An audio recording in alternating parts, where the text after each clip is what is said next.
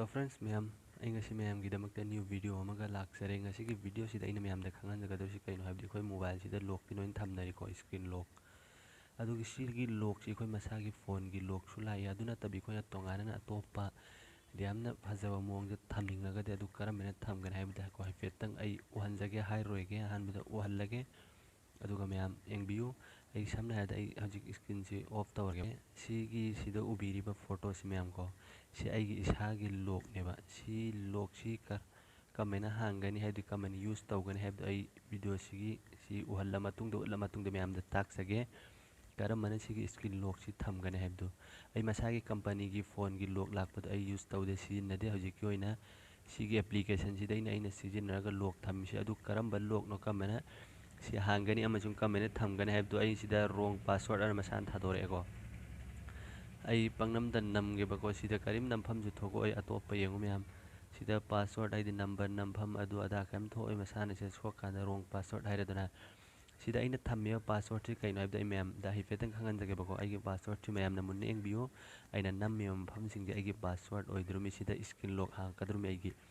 ahan bada ai sida nammage bako adu ani subdana ai ko sida namme to sida namme si ai gi haji lock hang wrong hai bako hallaga try tawge ama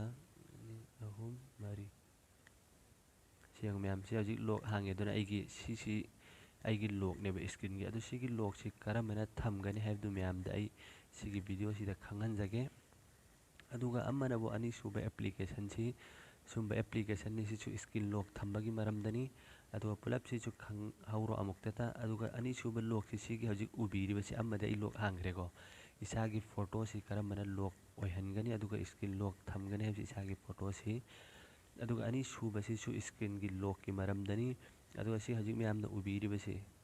sidadi number nampham thokkaneba ahan baidi number nampham thoi ko karimta aduga si ani suba si myamna number nampham ubiramgani tu sida aina number am pangnam number yaroiba khoina thammim number si khoi number su thamde isana directly id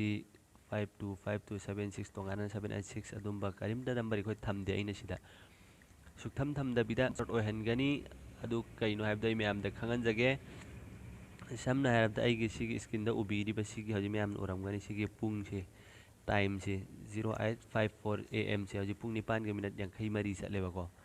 adu gi sigi pung se ai gi sigi password oidrume ba asida gi minute ami hen kibda password thi yaro ba samna da satliba current timing se asisi password oidrume ai gi screen se gi adu ji 0854 natro se pung 9 ge minute yang khai ga mari ai haji yang khai manga sat khre ko 9 ge minute yang khai manga ngai ko 0855 si masana lock hangi eba myam engo ai amuka hallage eng hanjage photo gi la ani photo gi sika mena hangane habdu sida ai engbiro sima hangi myam aduga si time gi current time gi khoi lock oi besi chu hangi eng halage khoi phone da chatliba timing si isa gi lock ni adu si ai slide to unlock tawrage aduga pung kya tare hojik 9 minute yang khai manga 0855 si lock ni adu si karam mena tawgani amasung karam mani use tawgani kamba application haibda ai myam da khangan jage adu ni myam video si haudringa da myam da enom ta hai jage ahan bada myam video si haudringa da social app knowledge harba channel asi hoji ma subscribe tawbiu aduga bell si da nambi raga all the thambiu myam haidi sum ana over trick yamna nungai be application gi maram da knowledge gi maram da khangbi na ngai da maktani myam adu di video si haurasi ahan badi ko application khara download taw mathau tagani adu punnamakki link du ai aroibada ai gi description da pijage adu dagi myam laina download tawbiu adu di myam video si haudri mamang da application khara mathau tagani adu gi application du ahan bada play store da sangaga download taw mathau tagani ai hafetang utlage adu myam da adu yengbiu adu di myam ai ahan bada play store to open tawrage aduga ai sida irage myam ne engbiu bako ahan bada aina photo gi password thamnangai duni si ubigada touch lock screen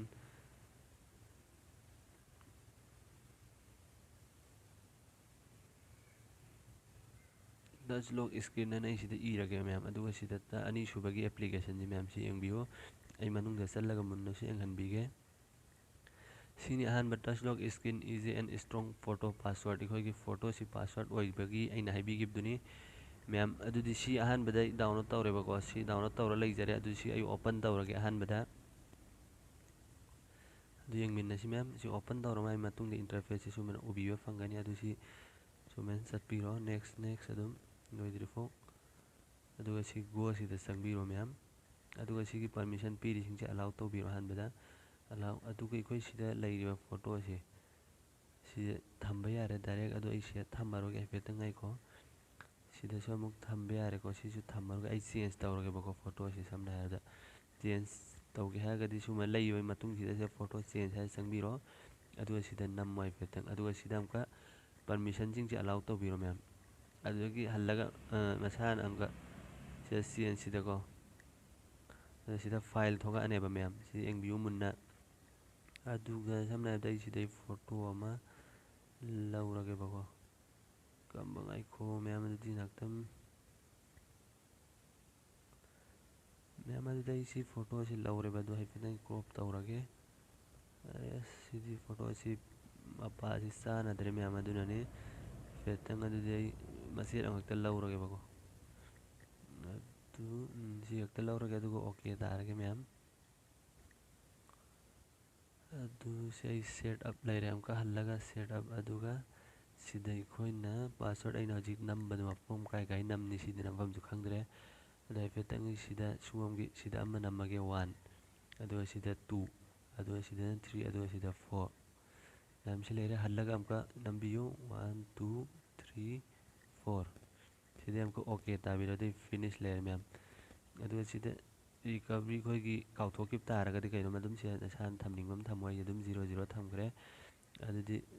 start ꯁꯤꯗ ꯑꯃꯨꯛꯀ ꯍꯥꯡꯉ ꯌꯦꯡꯉꯁꯦ ꯃꯌꯥꯝꯀꯣ ꯑꯩ ꯂꯣꯛ ꯊꯝꯃꯒ ꯌꯦꯡꯍꯟꯖꯈ꯭ꯔꯦ ꯃꯌꯥꯝꯗ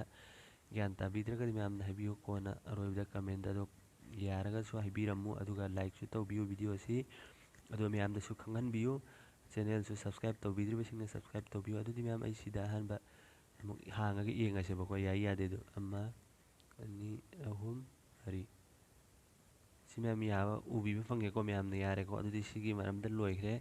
ꯑꯗꯨꯗꯤ ꯚꯤꯗꯤꯑꯣꯁꯤ ꯑꯍꯥꯟꯕꯗ like ꯇꯧꯕꯤꯌꯨ ꯑꯗꯨꯒ ꯑꯅꯤꯒ ꯁꯨꯕ ꯑꯦꯄ꯭ꯂꯤꯀꯦꯁꯟꯗꯨꯒꯤꯁꯨ ꯑꯩ ꯃꯌꯥꯝꯗ ꯇꯥꯛꯑꯒꯦꯕꯀꯣ ꯑꯗꯨꯗꯤ ꯃꯌꯥꯝ ꯑꯩ ꯄ꯭ꯂꯦ ꯁ꯭ꯇꯣꯔꯁꯨ ꯑꯣꯄꯟ ꯇꯧꯔꯦ ꯌꯦꯡꯕꯤꯌꯨ ꯑꯗꯨꯒ ꯑꯅꯤꯁꯨꯕ ꯑꯦꯄ꯭ꯂꯤꯀꯦꯁꯟꯗꯨꯅ ꯀꯩꯅꯣ ꯍꯥꯏꯕꯗ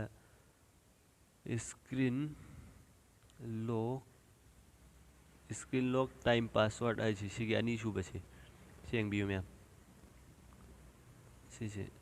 ꯑꯗꯨ ꯁꯤꯗꯩ ꯑꯣꯀꯦ ꯇꯥꯈ꯭ꯔꯦꯕꯀꯣ ꯑꯗꯨꯒ ꯁꯤꯗ ꯁ꯭ꯀ꯭ꯔꯤꯟ ꯂꯣꯛ ꯇꯥꯏꯝ ꯄꯥꯁꯋꯥꯔꯗꯁꯦ ꯑꯅꯤꯁꯨꯕꯒꯤ ꯁꯤꯗ ꯆꯪꯕꯤꯔꯣ ꯑꯩ ꯁꯤꯗꯤ ꯗꯥꯎꯟꯂꯣꯗ ꯇꯧꯗ꯭ꯔꯤ ꯑꯗꯨ ꯗꯥꯎꯟꯂꯣꯗ ꯇꯧꯔ ꯌꯦꯡꯍꯟꯖꯔꯒꯦ ꯃꯌꯥꯝꯗ ꯏꯟꯁꯇꯣꯜ ꯇꯧꯔꯒꯦꯀꯣ ꯑꯍꯥꯟꯕꯗ ꯃꯌꯥꯝꯅ ꯌꯦꯡꯕꯤꯌꯨ ꯑꯦꯄ꯭ꯂꯤꯀꯦꯁꯟꯁꯤ ꯁꯦꯡꯗꯦ ꯈꯣꯠꯇꯦ ꯍꯥꯏꯅꯕꯁꯨ ꯌꯥꯎꯏ ꯑꯗꯨ ꯃꯨꯟꯅ ꯌꯦꯡꯕꯤꯌꯨ ꯃꯌꯥꯝ screen lock and time password ꯍꯥꯏꯁꯦ ꯑꯩ ꯃꯌꯥꯝ ꯗꯥꯎꯟꯂꯣꯗ ꯇꯧꯕ ꯂꯣꯏꯍꯟꯒꯦꯀꯣ ꯃꯌꯥꯝ ꯀꯨꯏꯅ ꯆꯪꯉꯣꯏ ꯗꯥꯎꯟꯂꯣꯗ ꯇꯧꯕꯗ ꯍꯥꯏꯐꯦꯠꯇꯪ ꯃꯌꯥꯝ ꯉꯥꯏꯕꯤꯌꯨ ꯑꯗꯨꯗꯤ ꯉꯥꯏꯕ ꯑꯣꯏꯅ ꯚꯤꯗꯤꯑꯣ ꯑꯁꯤꯕꯨ ꯂꯥꯏꯛ ꯇꯧꯕꯤꯌꯨ ꯑꯗꯨꯒ ꯆꯦꯅꯦꯜ ꯑꯁꯤꯕꯨ ꯁꯕꯁꯀ꯭ꯔꯥꯏꯕ ꯇꯧꯕꯤꯗ꯭ꯔꯤꯕ ꯏꯆꯤꯜ ꯏꯅꯥꯎꯁꯤꯡꯅ ꯁꯕꯁꯀ꯭ꯔꯥꯏꯕ ꯇꯧꯕꯤꯌꯨ ꯑꯗꯨꯒ ꯕꯦꯜ ꯑꯥꯏꯀꯟꯗꯨ ꯄ꯭ꯔꯦꯁ ꯇꯧꯕꯤꯌꯨ ꯑꯗꯨꯗꯤ ꯃꯌꯥꯝ ꯂꯣꯏꯗꯧꯔꯦ ꯉꯥꯏꯍꯥꯛꯇꯪ ꯉꯥꯏꯕꯤꯌꯨ ꯂꯣꯏꯖꯔꯦ ꯃꯌꯥꯝ ꯑꯗꯨꯗꯤ ꯑꯦꯄ꯭ꯂꯤꯀꯦꯁꯟꯁꯤ ꯑꯣꯄꯟ ꯇꯧꯔꯁꯤ ꯃꯨꯟꯅ ꯌꯦꯡꯕꯤꯌꯨ ꯃꯌꯥꯝ ꯑꯩꯅ ꯇꯥꯛꯄꯤꯒꯗꯧꯔꯤꯕꯁꯤ ꯃꯌꯥꯝ ꯃꯨꯟꯅ ꯌꯦꯡꯍꯧꯗ꯭ꯔꯒꯗꯤ ꯄ꯭ꯔꯣꯕ꯭ꯂꯦꯝ ꯂꯥꯛꯄ ꯌꯥꯏ ꯑꯗꯨꯗꯤ ꯑꯩ ꯑꯣꯄꯟ ꯇꯧꯔꯒꯦ ꯐꯥꯔꯁ ꯑꯗꯨꯗꯤ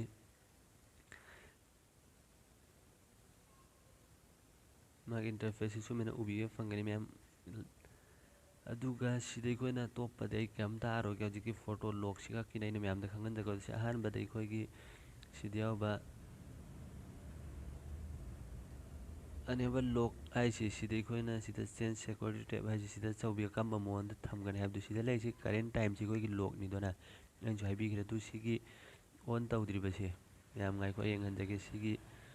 ꯑꯣꯟ ꯇꯧꯗ꯭ꯔꯤꯕꯁꯤ ꯑꯣꯟ ꯇꯧꯕꯤꯔꯣ ꯃꯌꯥꯝꯅ ꯑꯍꯥꯟꯕꯗ ꯁꯤꯒꯤꯁꯤ ꯑꯣꯟ ꯇꯧꯔꯣꯕꯀꯣ ꯑꯗꯨꯒ ꯁꯤꯗ ꯃꯥꯅ ꯍꯪꯂꯤꯕ ꯄꯔꯃꯤꯁꯟꯁꯤꯡꯁꯦ ꯑꯂꯥꯎ ꯇꯧꯕꯤꯔꯣ ꯑꯗꯨꯒ ꯁꯤ ꯑꯩꯈꯣꯏꯅ ꯋꯦꯔ ꯌꯨ ꯕꯣꯔꯟ ꯍꯥꯏꯕ ꯑꯩꯈꯣꯏꯒꯤ ꯄꯣꯛꯐꯝꯒꯤ ꯃꯔꯝ ꯀꯥꯏ ꯄꯣꯛꯄꯅꯣ ꯑꯗꯨ ꯀꯩꯅꯣꯝꯃ ꯏꯁꯥꯅ ꯑꯗꯨꯝ ꯊꯝꯖꯟꯈ꯭ꯔꯣ ꯑꯩꯒꯤ ꯁꯝꯅ ꯍꯥꯏꯔꯕꯗ ꯑꯗꯨꯝ